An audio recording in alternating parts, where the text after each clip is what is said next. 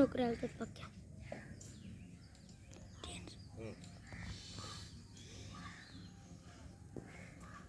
పైకి చేతులు పైకెత్తు, ఎంత వీలైతే అంత వంగు.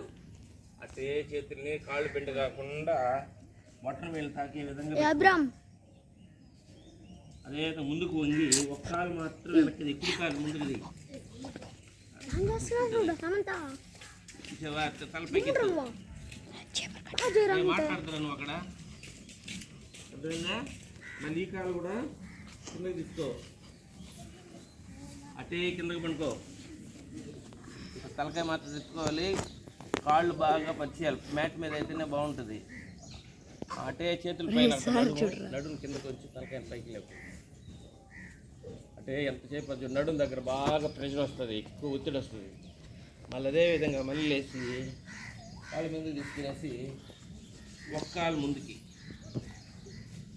చూసారా, మళ్ళీ అదే కాలు ముందుకి,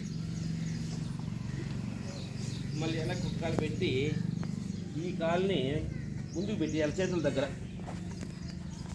పైకి ఎత్తుకో. మళ్ళీ ఆ కాలు కింద దించి పైకి ఎత్తు. రే ఆడ చూస్తున్నావు నువ్వు? రే సార్ బాగానే ఉంది సార్. మళ్ళీ అయితే నమస్కారం కట్ చేసాను.